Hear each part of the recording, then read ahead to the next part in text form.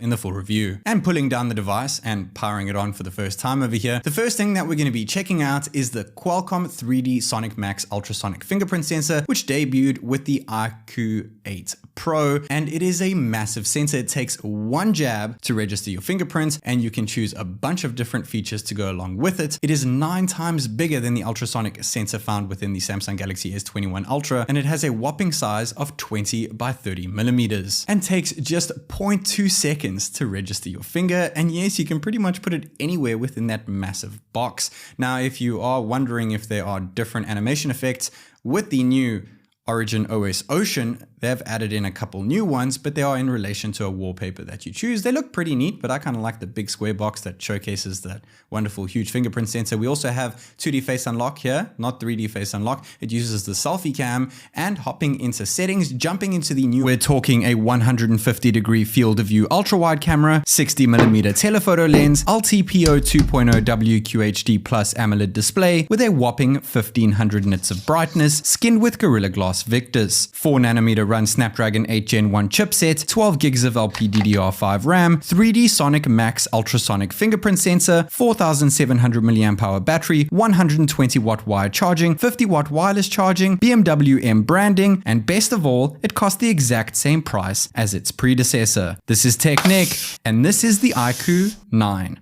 Pro.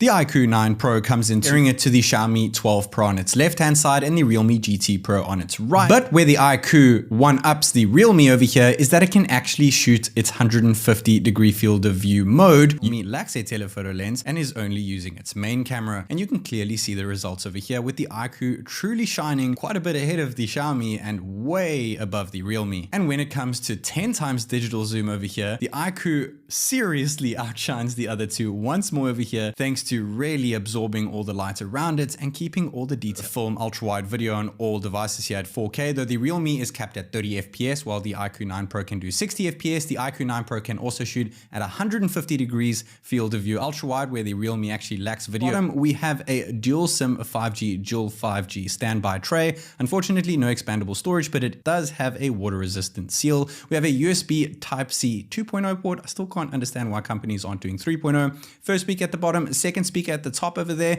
and we do have a 16 megapixel selfie camera, though this is the exact same one used in the iQOO 8 Pro. And when it comes to selfies, while the Xiaomi and Realme boast twice the amount of megapixel counts, I actually feel like the iQOO's image comes out a bit more nice in terms of edge detection on either device over here. All of them look pretty decent, but I must say that the Realme looks a tad washed out. But one of the downfalls of the device